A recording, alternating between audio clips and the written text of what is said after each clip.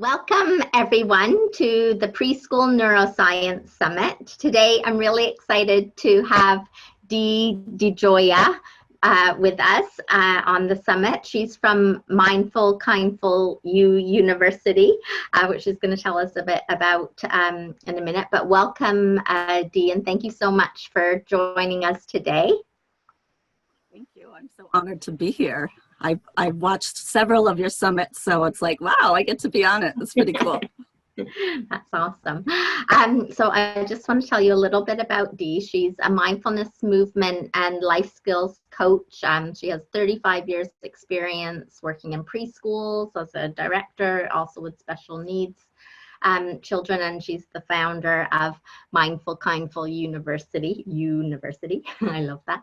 And she supports schools and community programs through trauma-based mindfulness, where she lives in California. And she also recently launched Mindful Explorers, which is an online membership site for kids and adults, which has a lot about nature-based mindfulness and social emotional learning. So really excited to hear more about that. So Dee's also kindly given us the first module of Mindful Explorers, the membership site. So you'll be able to access that from September 7th through to the 11th without any cost. So be sure to check that out. So let's dive in. So tell us a little bit about Mindful University and how it got started. Hey, I'd be happy to tell you about it. So I've worked with children all my life, and I'm old. You don't look it. Yeah. I've worked with all ages from 0 to 18 for almost 40 years now, including those with social, emotional, behavioral, cognitive, and communication challenges. I've been a speech and language therapist, autism movement therapist, yoga. As I said, as you said, I've been a preschool director. I've done bullying intervention work. I've been a daycare provider when my boys were young and growing up, and a personal life skills coach. So lots of stuff that I've done over the years. I'm just always learning and always interested in the human mind and why we do the things that we do. Yeah.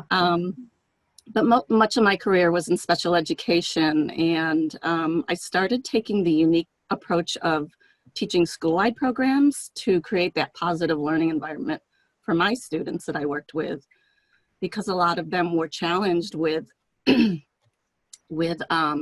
social emotional piece of their day-to-day experiences. They were being bullied or didn't know how to interact. And so I became really interested in the social emotional learning piece. And I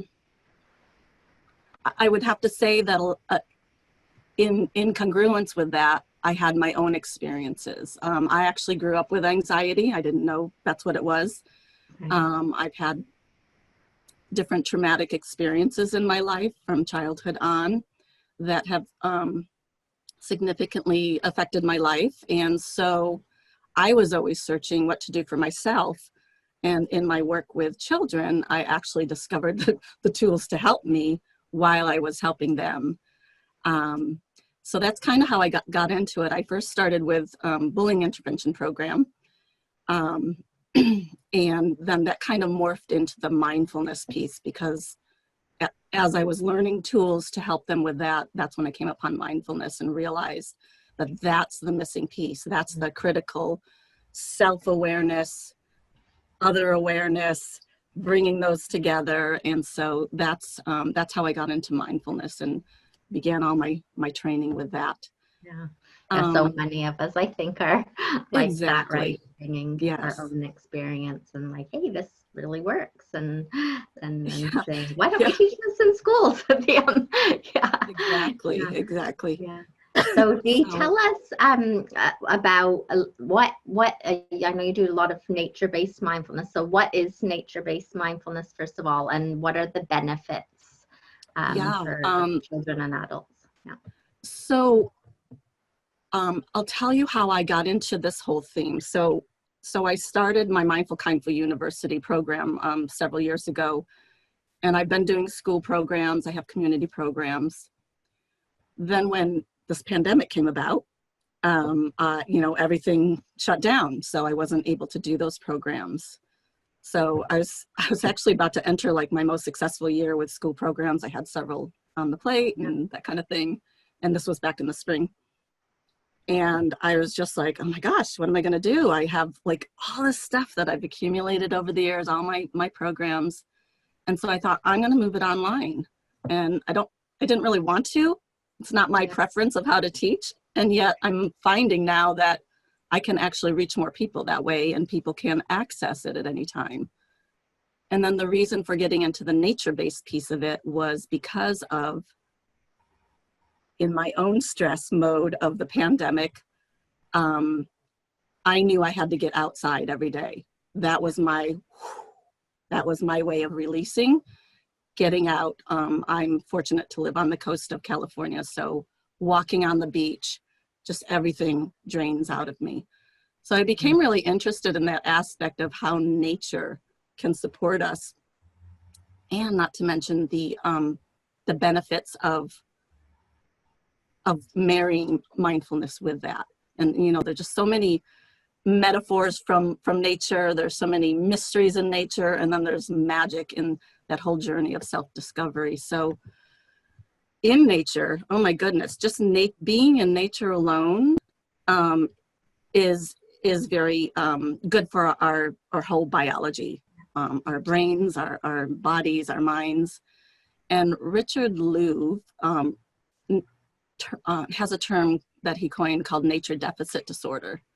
And it's a metaphor to describe the negative impacts of children who aren't getting outside as much these days. Not just the pandemic, but just in our culture, in the world, far less than they used to.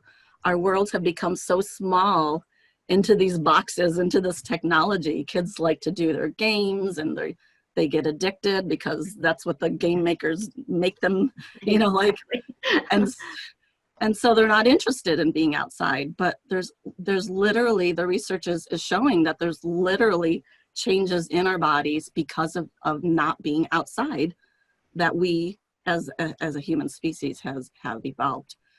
So that alienation causes a diminished uses of our senses. It impacts attention difficulties. There's higher physical and emotional illnesses, all kinds of things.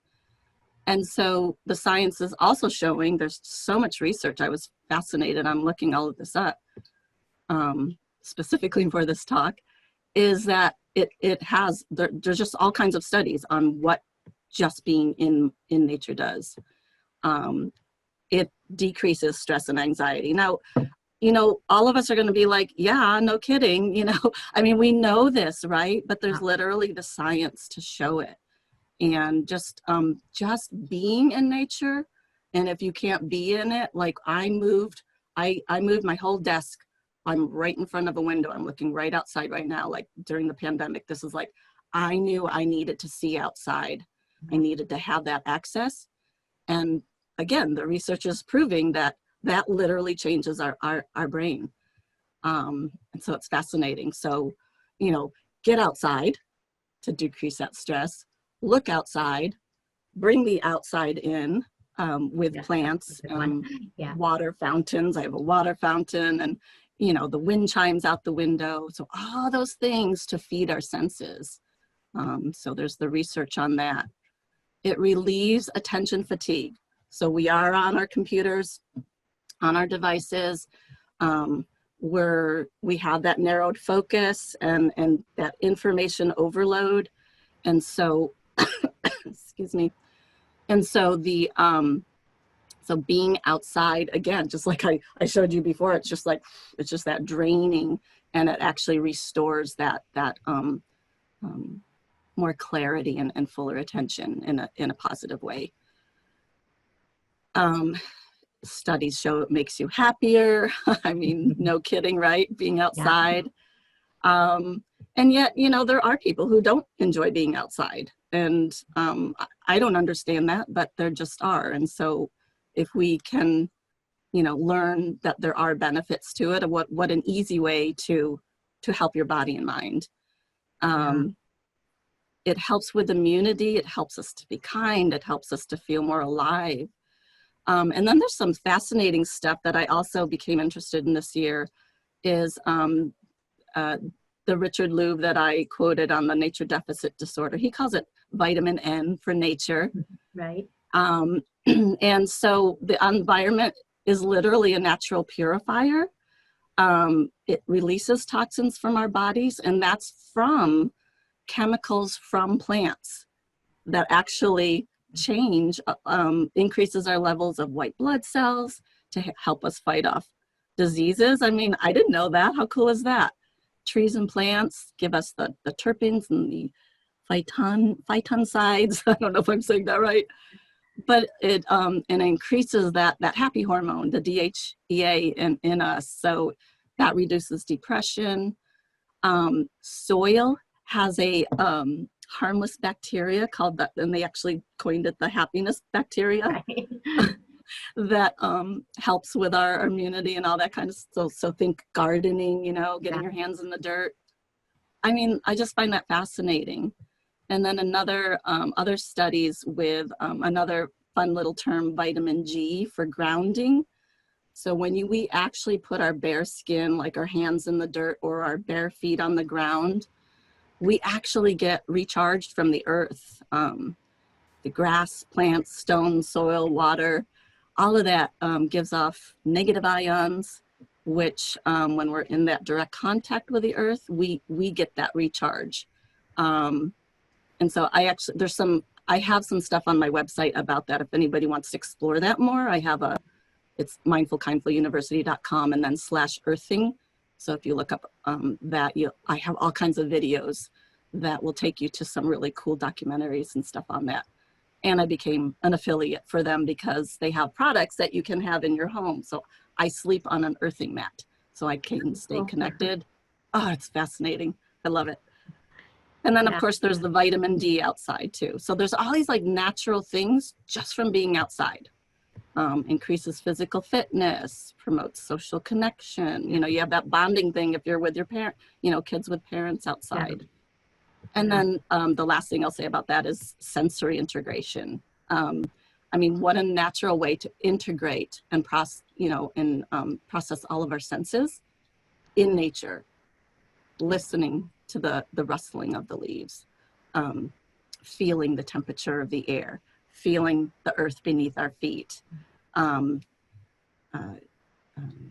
seeing all the colors, even the natural earth colors are supposed to be really good for our eyes.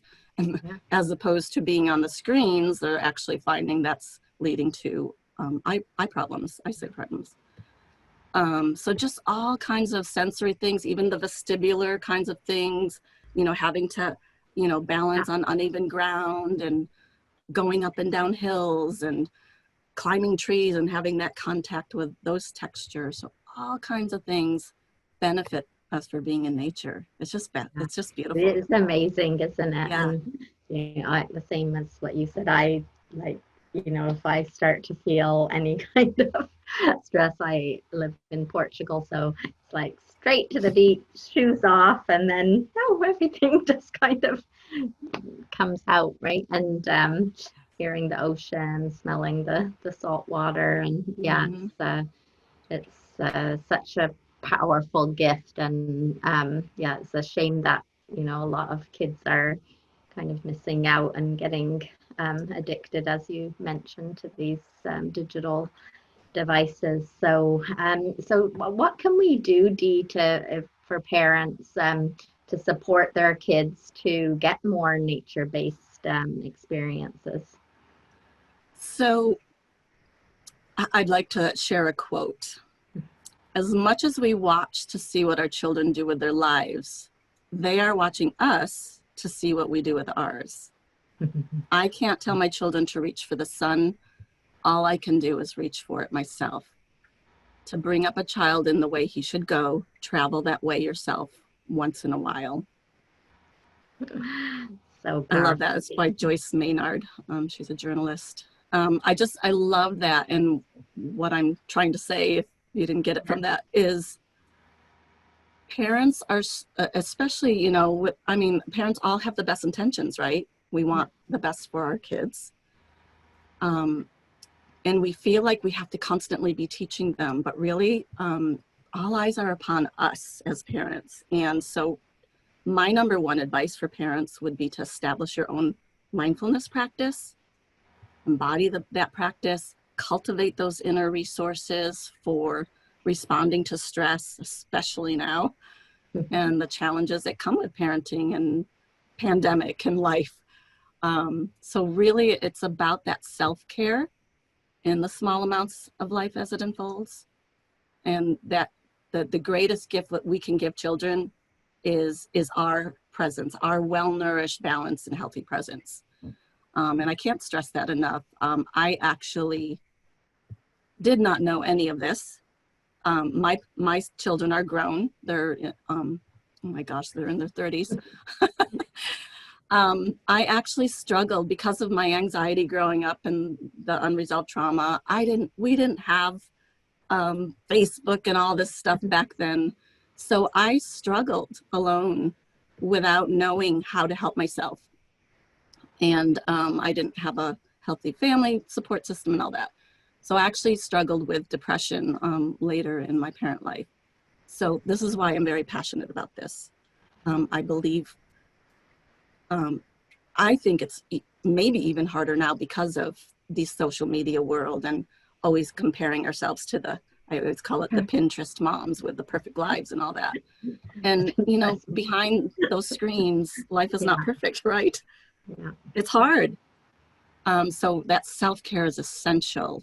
That's the legacy we can leave for our kids. Now, that being said, I know parents want to know things to do with their kids, right?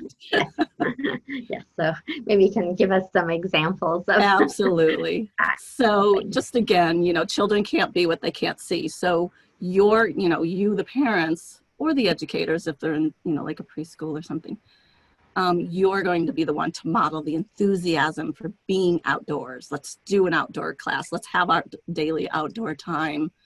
And especially in the toddler preschool age years, having unstructured, you don't have to have little mini lessons for them all day long. Yeah. Let it be unstructured. That's part of child development. Let it be independent, spontaneous play. Follow their lead, follow their interests. So you're going to take them out into the world, go to a park, go to a beach, go to the woods, wherever, you know, have those great excursions. That could be the planning piece of it. And then just see what unfolds. It doesn't have to be this scripted thing. I think people get so hung up on how they have to have lessons. And to me, it's all about just exploring, discovering, and then you can prompt them with questions. Oh my gosh, I wonder, you know, what, blah, blah, blah. You know, you're just asking them questions. How do you think that? Why do you think that? You know, that kind of thing. So that unstructured time is super, super important. That's what allows them the ability to explore and have questions arise in their own mind, like what's under this rock, or what happens when I climb up here? What will I see? And also parents not holding them back, right, from that, because we tend to be overprotective. Just modeling that awe and curiosity. And oh my gosh, please disconnect. When you're going to spend that time with your child, please put your phone away. Don't start, you know, using that time as your connection time with, you know, your friends and such. It can be so tempting. It used to bug me because I used to watch an older boy with autism. He used to love to go to the park, even though he was a teen. He used to love to swing. And I would see parents and nannies sitting around on their phones while the children played, and mom, hey, look at this, and just totally missing it. So please disconnect, be fully present for them. Use this time. This time is going to go fast. It feels like forever now, but take it from old people. It goes fast. I know it too. Yeah. They're gone. And you know, what if you live in an urban area? You know, you're still gonna. There's always you know, there's always a tree somewhere, there's a park, you know, you can take them to those places and make it special, you know, or create a place on your balcony or whatever, again, with the plants, and, you know, look up at the sky and watch the clouds and things like that. So, you know, walk more, walk, you know, that's good for our bodies and minds. Create a garden or a little herbal, even an indoor herbal garden, you know, for them to nurture. So lots of ways for just the parent to just allow the child to be a child and not be worried about having to structure everything. Yeah, yeah, yeah. No, great practical things there that we can do on a kind of daily basis and just integrate into our lives. And yeah, so important about disconnecting from technology. I see that more and more, unfortunately, as well. So, so tell us a little bit more about your Mindful Explorer program, and what kind of things happen in there. Okay. So the Mindful Explorer program was really, like I said, just an extension of my regular programs. And so it's evolving. It actually began in July. And so I send out, it's targeted for elementary school age, but I say that you can adapt it up or down. Yeah. Excuse me.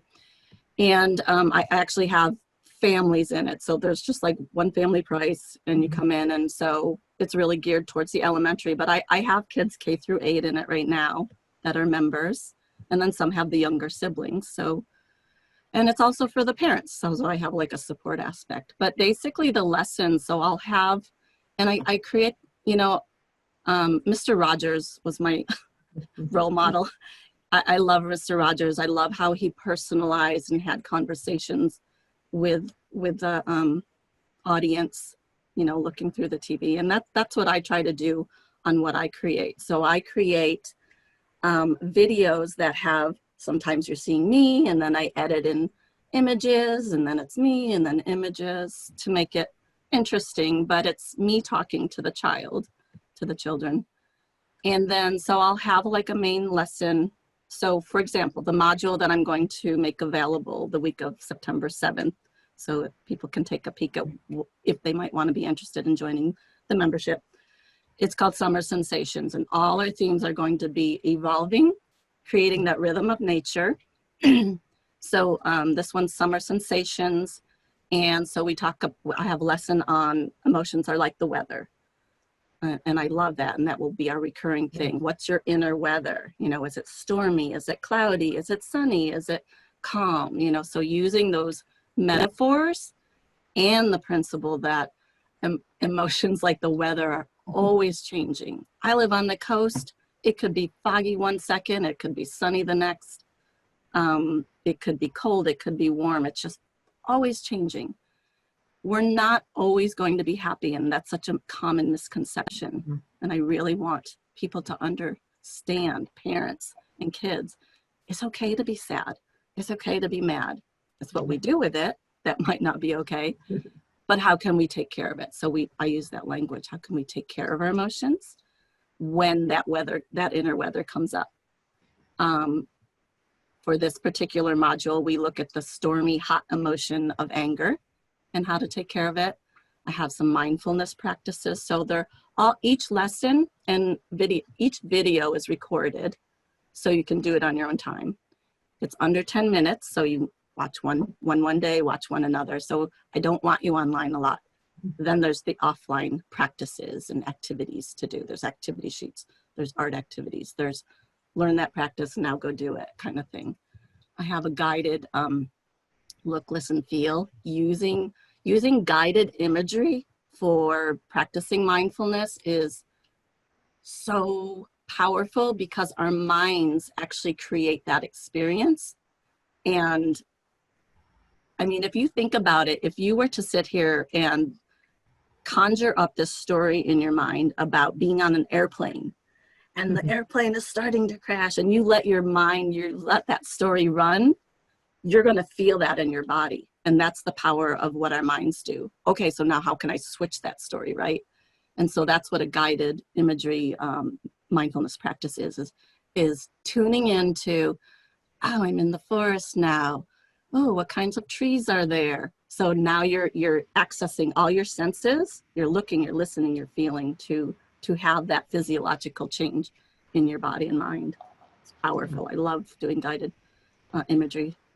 Yeah, it's amazing how our brains can kind of bring all those kind of sensations and images right to the forefront when we do that. And that's the magic. That's why I call this the magic of mindfulness, because they'll experience that magical shift. And kids are like, whoa, you know, yeah. How did you feel when you first started? How did you feel at the end?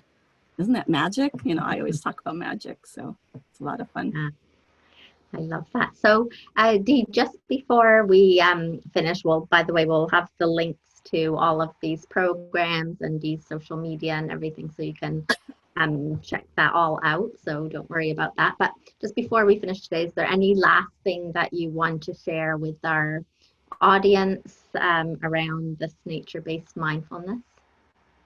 I mean, you know, I emphasize that the parents don't have to, you know, structure things, but there are things that you can do, you know, and just, if you really just focus on, I think one of the interesting points that I didn't bring up was being in nature actually facilitates an emotional cognitive regulation in us, because it represents being away, like being away on a vacation. So when we go out, and I like where I live, I call it a staycation, right? Because I'm so fortunate to live in an area where people come to visit for vacation. So because it has that shift, that's why it's so powerful. So parents can even create, I think I alluded a little to this, create a space for your child in your home, where if they're feeling dysregulated, maybe you'll have some coloring there, or sensory items, or their favorite rocks they collected that they can stack, or things like that. So we can do things to help them, and it's not like a time out, it's a time in. It's a way of, you know, and I might not even call it that. I would probably call it like a grounding. Why don't you go do some grounding, you know, or sort of peace time, or something positive that makes them feel like it's a nice place to be. Putting plants and beautiful lighting and things like that. But there's so many things you can do outside. Go outside, get barefoot, you know, again, let the child lead, make have forts. What do they want to do with the sticks? It doesn't have to be, maybe you had something in mind, but maybe they have something else. Do it, you know. Cloud watching, stargazing, scavenger hunts, make a bird feeder. I mean, it's all so simple, but people overlook these simple things because they think, oh no, there must be more I need to be doing. No, this is it. That's good stuff. Just be there. Yeah, be nature and exactly. Yeah. Well, thank you so much, Dee, for sharing with us all that the research and those really practical ideas of how parents can support their children, and the ideas of what children can do, making.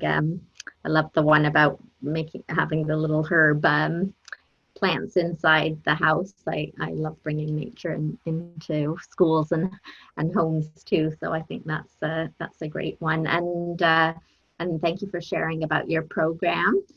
So we will, as I said, have all the links there for everyone to find out more about Dee and her work. And just want to say thank you again for coming on the summit and for sharing with us today. Thank you so much, Helen. Thanks, I really appreciate it.